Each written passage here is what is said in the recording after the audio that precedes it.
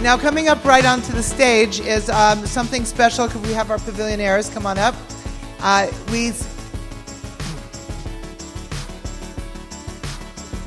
You're right here. And as you know, what we like to do is always show, have our pavillionaires stand, and so that you can recognize them outside.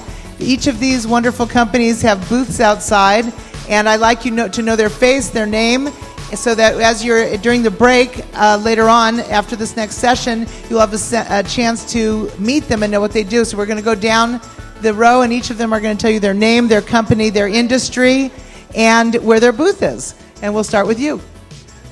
Hi everybody, my name is Kelly Watson. I'm here on behalf of Simla. Our booth is right over there.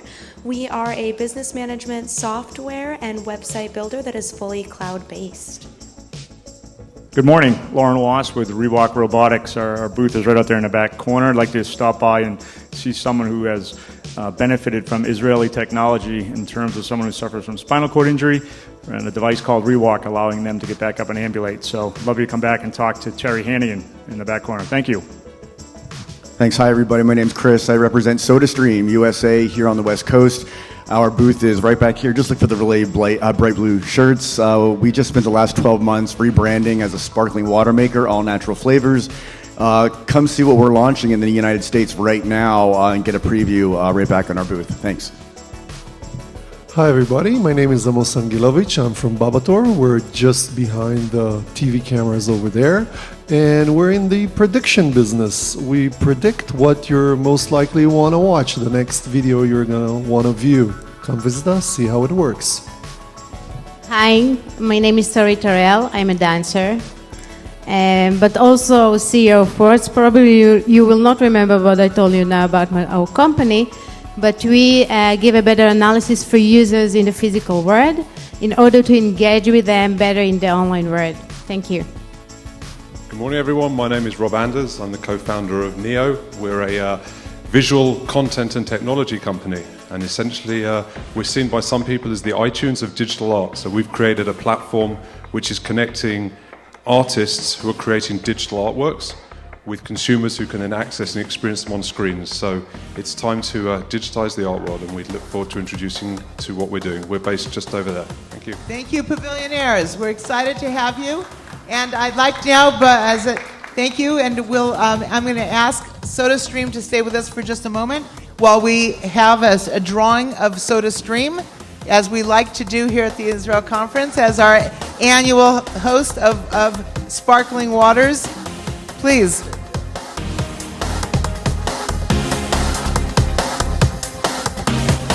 And is Valerie Mazur. No, they won yesterday. This is, go on. Next. No, you go ahead.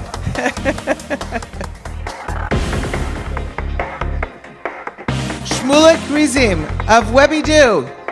In the room, we choose another. Go ahead. Is Shimon Cholsky from Actifile in the room? No? Okay, we choose another. Oh, you are? Oh, terrific.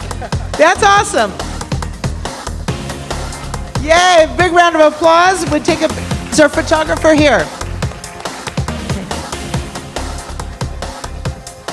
We'd love to grab a picture.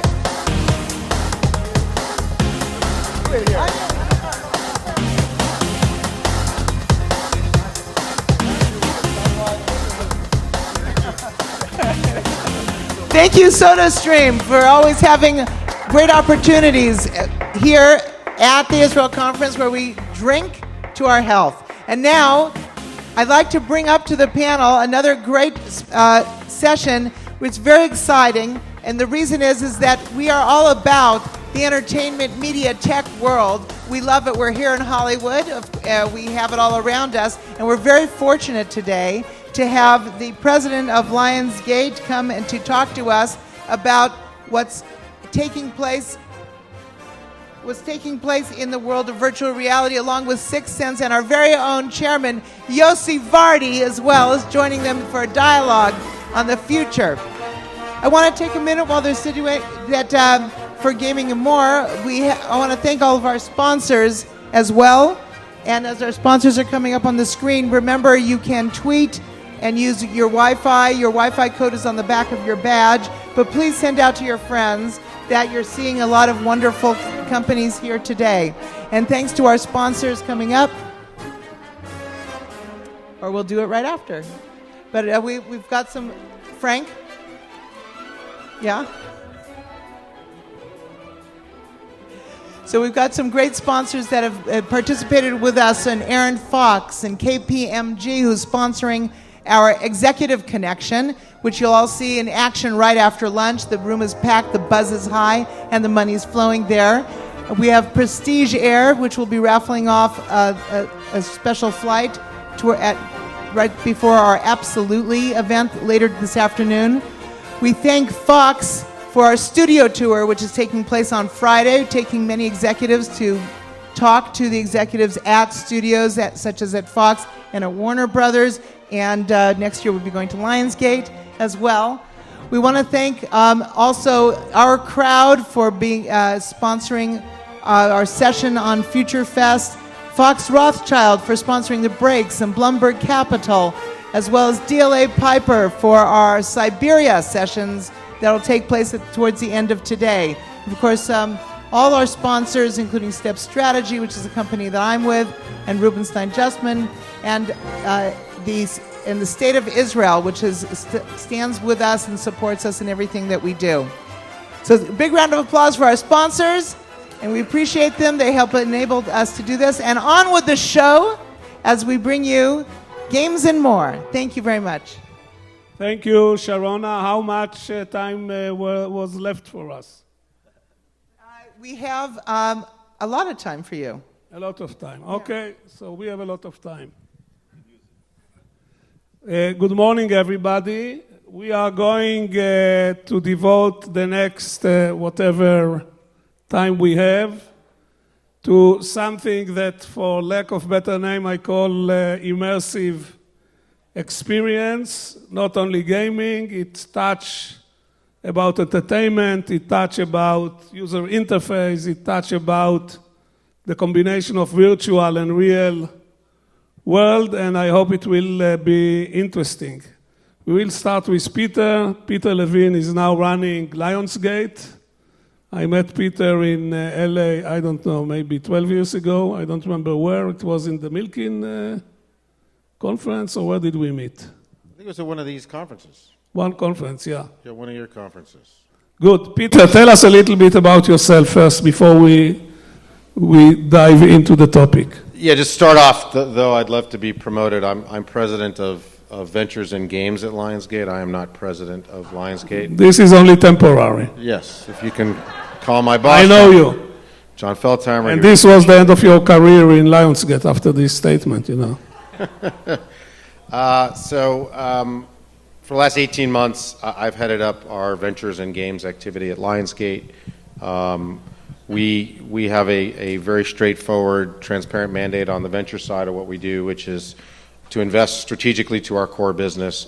Our core business, we're a pure content play. You may know some of our theatrical franchises: Hunger Games, Twilight, Divergent, Expendables, Saw. On the television side, Orange is the New Black, Mad Men. Yeah, we've got a lot going on. Nice. Weeds. We're known as kind of a platform breaker, as a content producing company, meaning we were with Mad Men. It really did put cable on the map in a much different way. Orange is the New Black, along with House of Cards, really did define Netflix as a viable original content platform. And now with Hulu, we're one of the most, if not the most prolific content provider for that emerging platform as their original content initiatives ramp up. So my mandate has been to designate strategic opportunities within the digital media and games landscape to partner with and to potentially invest in, again, strategic to our core business. On the game side of what we do, we have 16,000 titles in our library. We have a very robust slate of films coming down the pike in our prospective slate. So we're looking for best-of-breed developers and publishers to partner with on our intellectual property. And that's cross-platform, cross-genre, It's an exciting time to be, in our position. Again, relatively new to the game.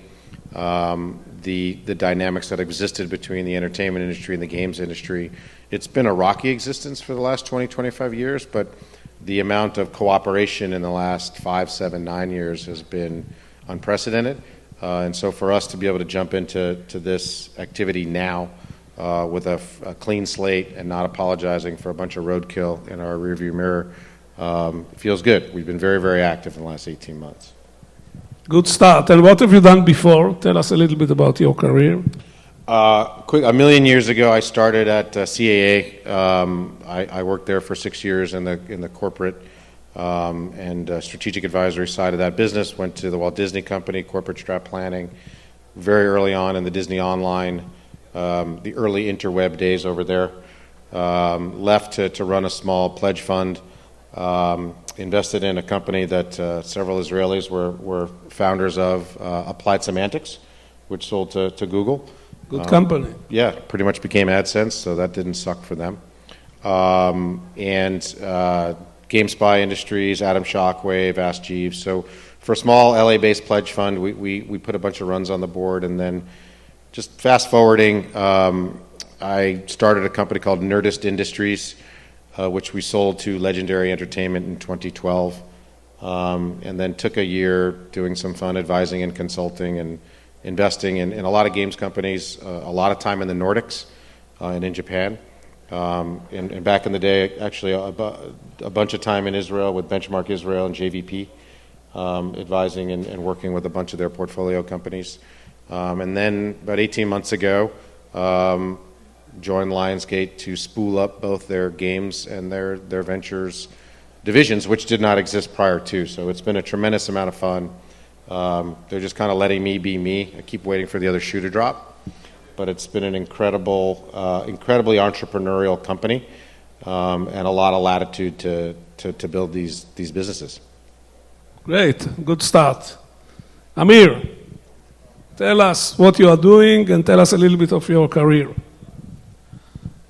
So I'll start with the career. First, thank you very much for Sharona for inviting me and for Yossi to make this important event. Sharona is doing. I'm just the feather in her hat. Having you as a sponsor is clearly a key component. It's great to be humble, but well-deserved recognition, I believe. So Sixense, and I'll actually start with myself.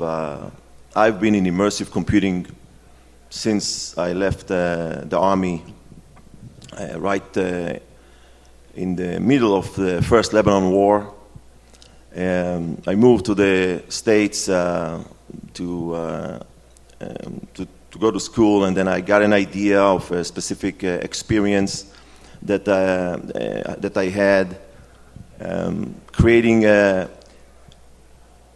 user interface device with the Sega Genesis, which is a video game console that today, unfortunately, Sega is no longer in the business. But all my life, from companies in the 90s, I've been involved in both virtual reality and professional simulation. And I've always focused on improving the way we all engage and interact with digital media. In the 90s and the early days, virtual reality was not really available for the mass market, so the focus was sports simulation, military simulation, and other type of experiences, medical, training and education. And as the world of technology, processors with Intel and Qualcomm is a key component now in virtual reality, and companies like Samsung and Sony making their move with the displays, enabling virtual reality to reach to a state where we actually can have a headset built with amazing capabilities to present to us the moment we put those headsets on us, with products like Gear VR that uses your Galaxy S6 phone in it as a headset. You use the phone as a way of experiencing digital media, all the way to dedicated systems like the Sony PlayStation VR system and Oculus with the great boost they gave to virtual reality. We basically work with all of them. What we do at Sixense is What do you do in Sixense?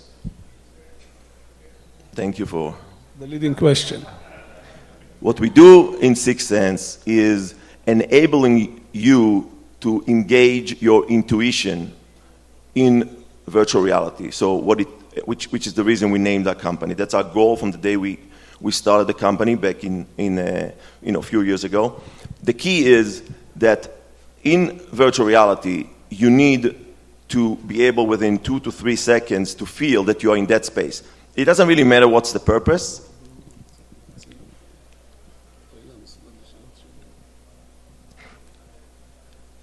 Yossi want me to go straight to the point. The point is, we created a platform that enabled anyone, all the way to a consumer, to design a virtual reality experience so they can bring it to life. They don't need even programmers. It's almost like building your Facebook page. And the vision is anyone will be able to create an experience in virtual reality.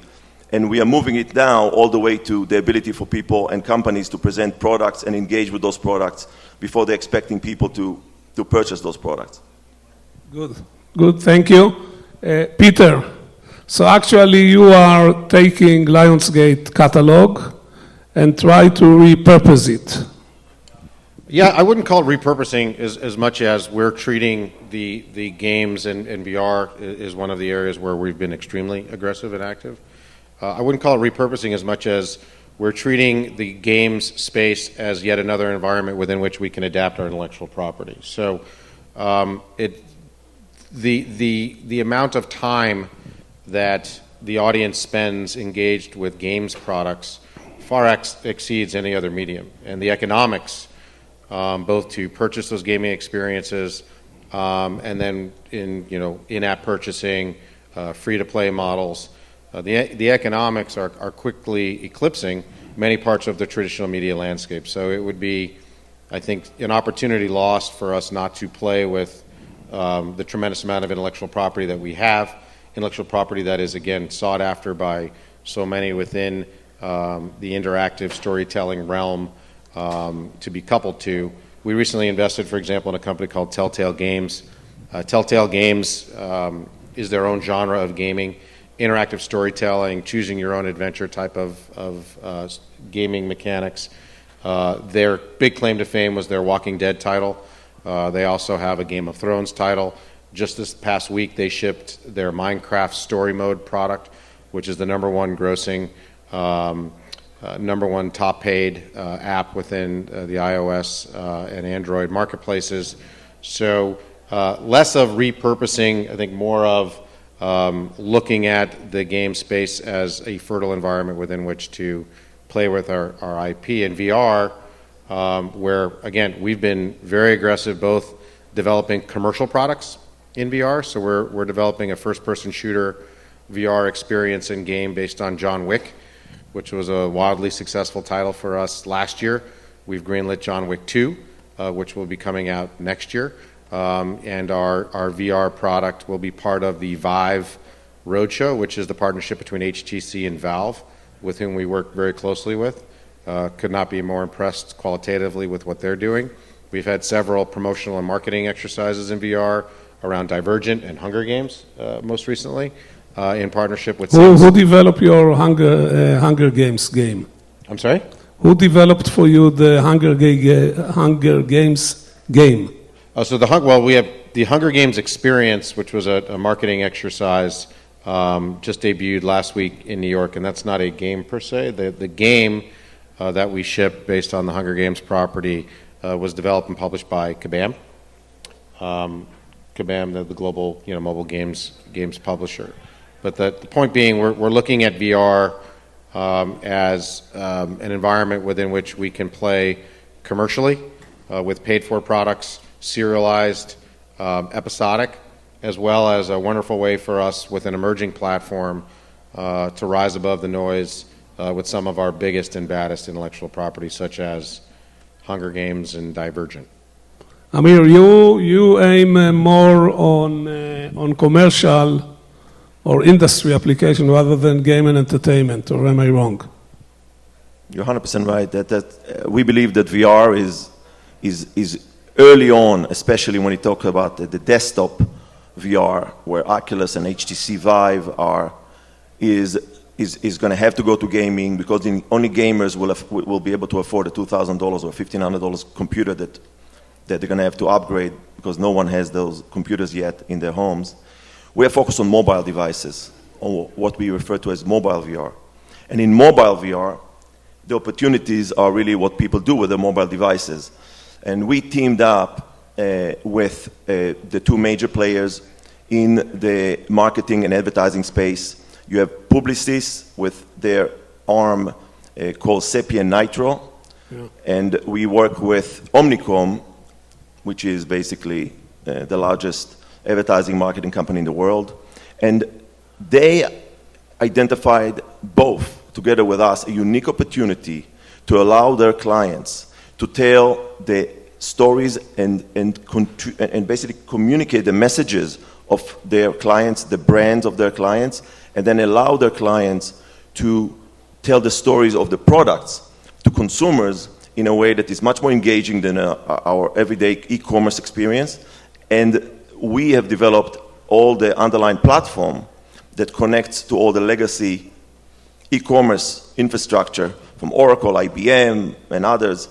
And to do so, we already investigated and tested significant brands, and the results are straight out unbelievable. What VR is going to do for the way people experience products and then make the right decision if they like to buy it or not. Okay, thank you. By the way, just as curiosity, anybody in the audience which was exposed to virtual reality, please raise your hand. Anybody who was not exposed, please raise your hand. So about 20% were exposed, nobody was not exposed, and 80% don't understand my accent. Good, so for those of you who didn't experience, you should go and do it. There is any demo outside, Amir? I'm sorry? There is any Oculus Rift or some other VR equipment outside of the hall? I'm sorry, I just arrived. I did not get a chance yet to see anybody out there. But, I think I saw someone with an Oculus here. Peter, your activities in virtual reality is mainly on the software side, or you are also touching hardware? Yeah, so we're not touching the hardware other than working closely with all the platforms that are out there deploying against commercial and marketing promotion experiences. I think our orientation is far different. For us, if you look at 2016 conservatively, with 8 to 10 million headsets being deployed and sold, and then there's the mobile VR component. We work very closely with Samsung and Gear VR as well. When you look at Vive, again, the partnership between HTC and Valve, there's 125 million gamers on the Steam platform that Valve owns. So if you're a Steam gamer, then you have the computation power to drive a qualitative VR experience. If you're an owner of a PlayStation 4, then you have the computation power to drive a VR experience through Morpheus. Less, obviously, that number gets smaller if you happen to be on Facebook, which owns Oculus. So you still then have to have the computation power to drive that experience. Still, if you look at just taking, again, the Steam numbers, these are alpha adopters, media files, gamers, and we're big believers that they will pay for commercial experiences. In terms of user-generated content, any of the bottom-up stuff, it's not of great interest to us initially. It's just not where we play. There are others that look at that type of an environment opportunistically. For us, we're about bringing storytellers, creating a narrative. We think that's what's going to drive the commercial side of VR. I think most of the developers that we talk to share a similar DNA to television production and development companies, to theatrical television and development companies, to gaming developers and publishers. And that DNA hopefully will bring forth very discrete, compelling, dynamic VR experiences. And we've seen tons of it to date, fortunately, because they all come to us. They all want to play with our intellectual property. And we're very bullish on it, albeit we're in no rush. We want them to get the hardware right. So I actually like the fact that some of these guys have been pushing back their release dates of their hardware. I'd rather them bake a little bit longer and nail it. You have one time to take that first shot on goal. I think everyone, again, who has played with the technology, they're believers in the technology. So, waiting a beat to make sure that the cadence of product release is 100% there is not a bad thing. How do you see, what will you say in 2016 will be the part of virtual reality in games, what it will be in 2020-25? Just a rough feeling about it. I can't give figures. I think gaming will be one of the leading drivers. I think you will have discrete commercial experiences that will also be, leading that charge. I think there will be a utilitarian, functionality component, whether that's commerce-driven. There are multiple activations and deployments and developments that we've seen just in demonstration that feel like they may have traction. I think for the entertainment industry, there's going to be a lot of energy deployed against electronic sell-through or video on demand, which is taking existing libraries of content, putting them on, giving them the opportunity to be sold throughout these platforms. There are lots of folks out there can't afford home audio video systems that are $30,000, $40,000, $50,000, ginormous screens and multiple speaker matrices, but you can have a 3D, 4K, HD consuming experience through VR hardware. So all of a sudden that gives you another environment to showcase your wares, to sell your wares, and we think that's going to be an interesting line of business as well. You want to add something, Amir? Yes, definitely. I think it's very important to be very focused on what the current systems in the hands of developers can handle. And specifically, the VR headsets that are available now for developers and the ones that are also going to be released in the first and second quarter of 2016, they are still very, I would say, inconvenient. They're very cumbersome. They are not comfortable enough to play a full game, meaning what consumers, and I know I might get in conflict with your saying, but I've been living it for many, many years, especially working with Oculus from day one to launch it together. We launched the VR hands.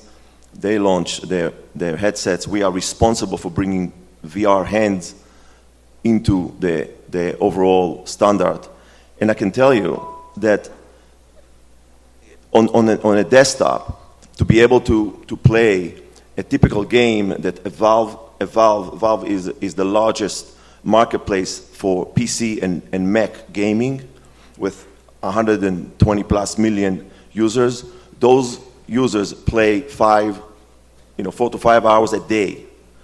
VR headsets, you cannot wear it for more than half an hour without it steaming. And and even with the new ones coming from Oculus and the very good job that HTC did, it's going to take time. So I believe that the focus is on the mobile gamers, because mobile gamers, if you go into research, you'll see that mobile gamers expect to play for 15 minutes on average. So the headset, with its heavy weight and the ergonomics, is better suited for both gaming and any other experience in the current state. In 2017 and maybe 20, you're 100% right, and that's where the opportunities are going to be to watch a full-length movie, to play a full-blown game.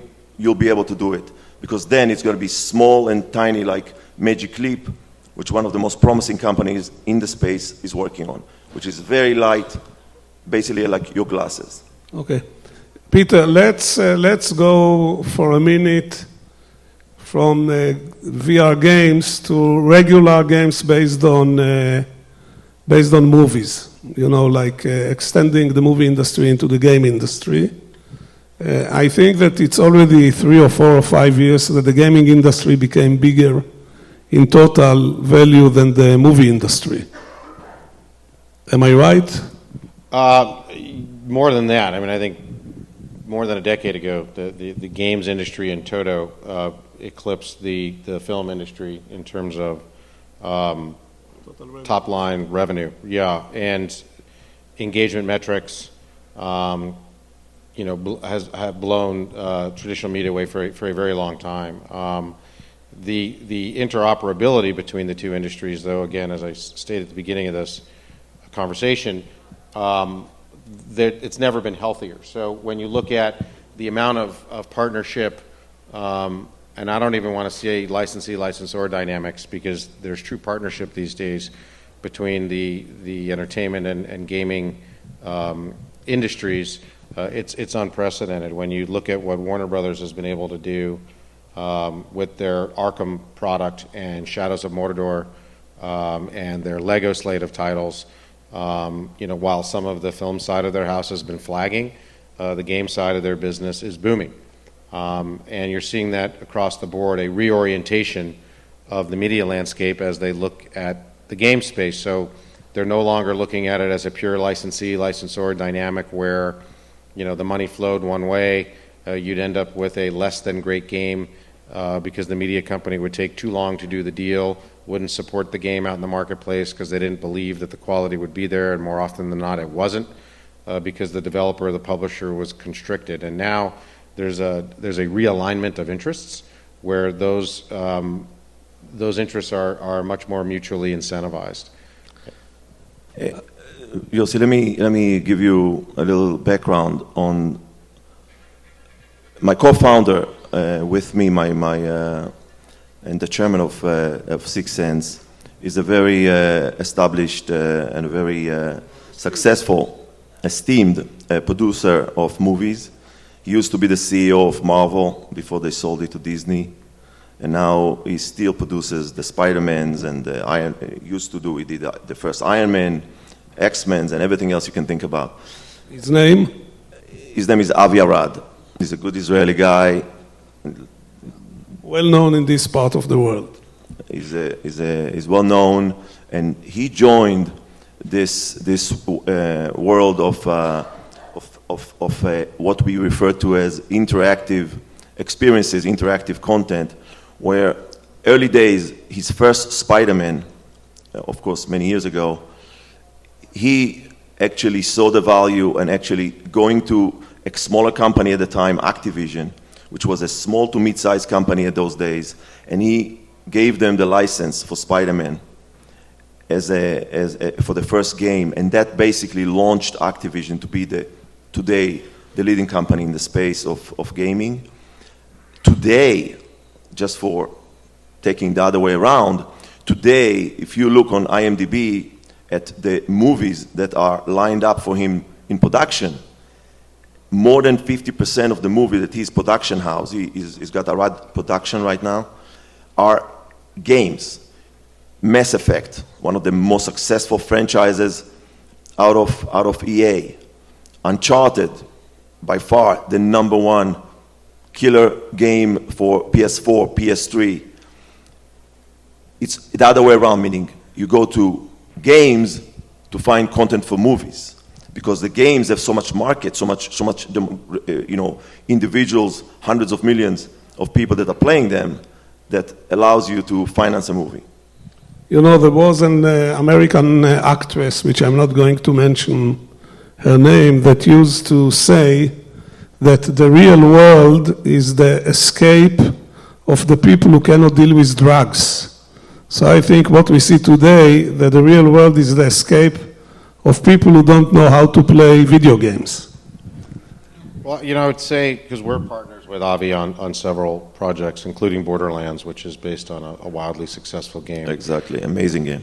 Bobby Kotick would argue that Spider-Man put Activision on the map, and it's actually Spider-Man as a game speaks to one of those unique moments in time when, again, I think the economics flowed, wonderfully well in one direction.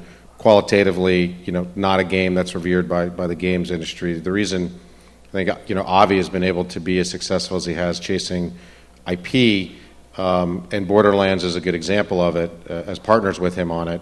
Unlike titles like Mass Effect or Warcraft, or if you look at Call of Duty, which global sales far exceeded Borderlands, Borderlands as a story, and again, I just get back to story because we're a pure content play. Mm-hmm. So for us, it's about story arc, narrative, content.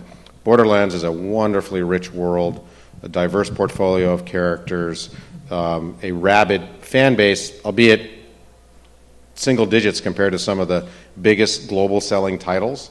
And I think there's been a mentality of some media companies to chase games based on total numbers of players and total number of gross dollars. But traditionally speaking, those games parlayed into films haven't really prevailed. I think of late, it's more about the qualitative. So when you look at the street going both ways, I've sat with Avi and Ari a bunch, tremendous respect for them. We're proud and humbled to have them as partners. But it's always about story. It always breaks down a narrative, and he's respected on both sides of that conversation. Amir, with this insight that you just shared with us, how come that you are putting your effort in virtual reality into advertising, etc., and not into the game industry? So let's go back to, it doesn't matter what product you are trying to sell. It can be a game, it can be a movie, it can be a tent for somebody who wants to go camping, or a drill that somebody needs to build a deck in their home. It doesn't matter. Every product has a story. And I believe that specifically virtual reality allows you to tell the story of the product better than any other mediums.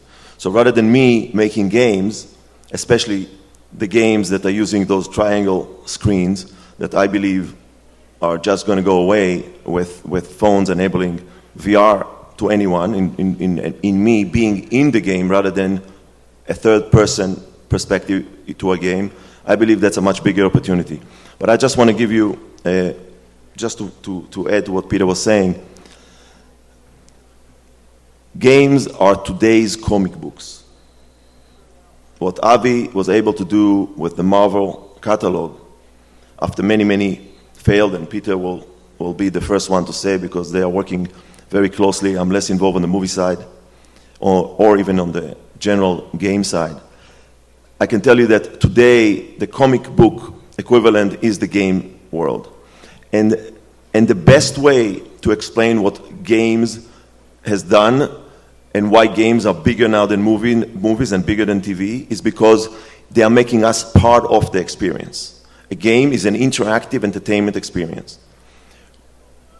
Virtual reality is making us part of the game.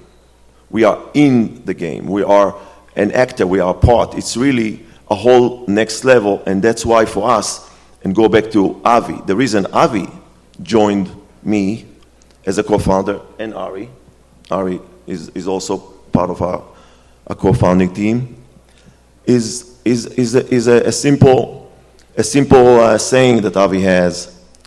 He says for many Spider-Mans, you go watch all of them one after the next, and you can see that in his storytelling, and I again agree 100% with Peter, it's all about storytelling. He was trying to make the audience be able to experience what it is to be a Spider-Man.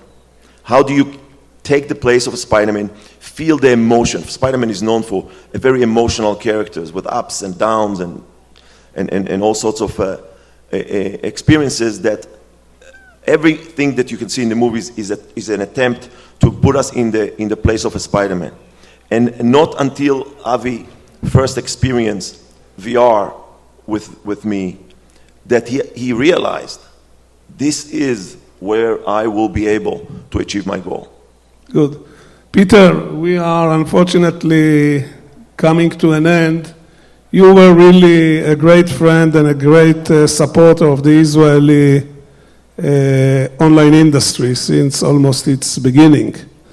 What can you tell us? What is your assessment of our fast developing game development industry?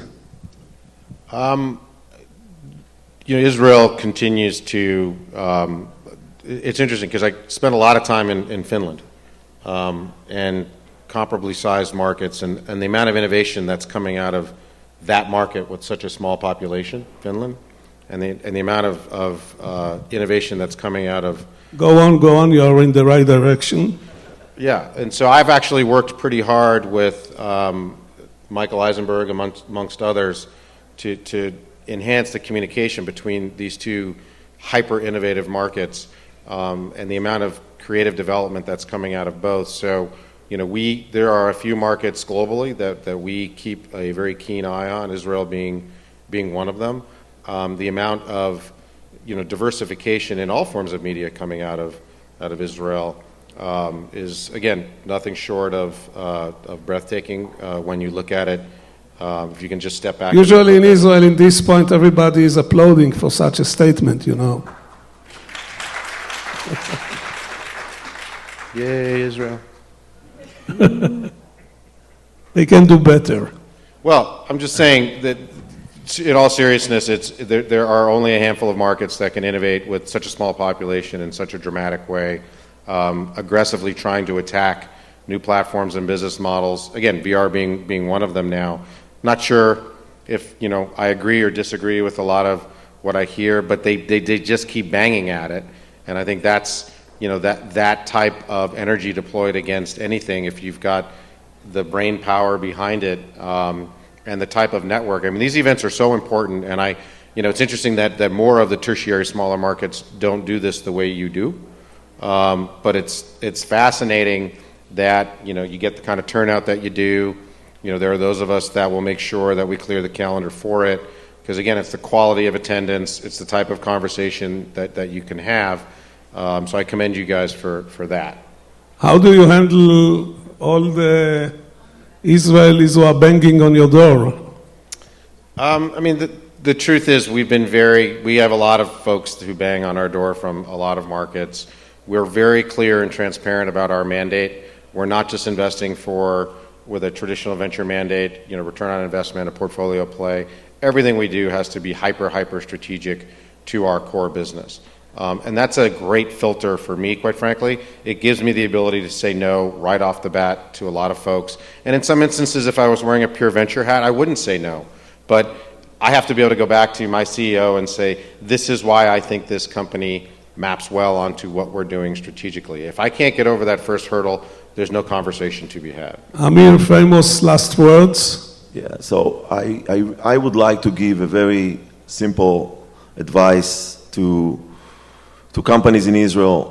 Israel entrepreneurs and Israel developers have certain unique set of skills, and I advise them to be less focused on traditional content development for gaming.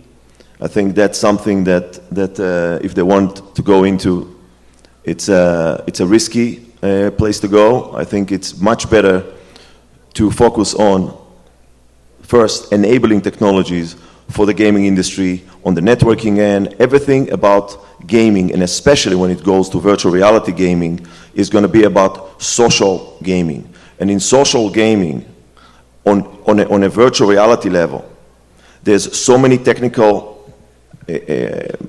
obstacles, so many things to solve, so many startups and so many exits to have. I would go there, and to develop content and applications for virtual reality, entertainment, gaming, or any other is way easier than doing it for the traditional gaming. Ladies and gentlemen, Peter Levin and Amir Rubin. Thank you.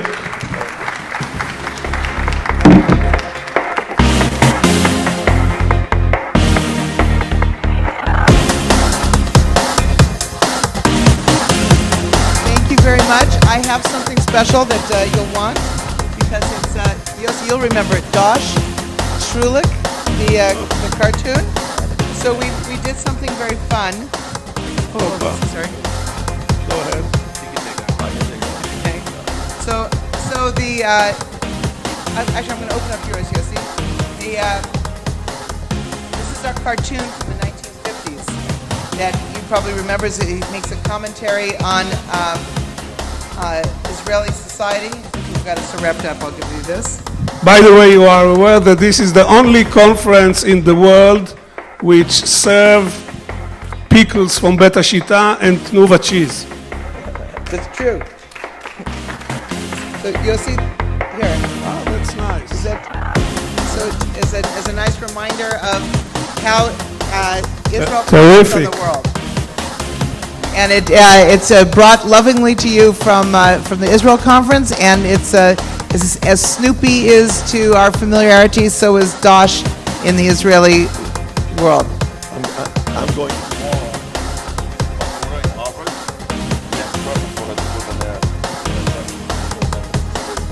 We like to show association with Israel, and we'll catch.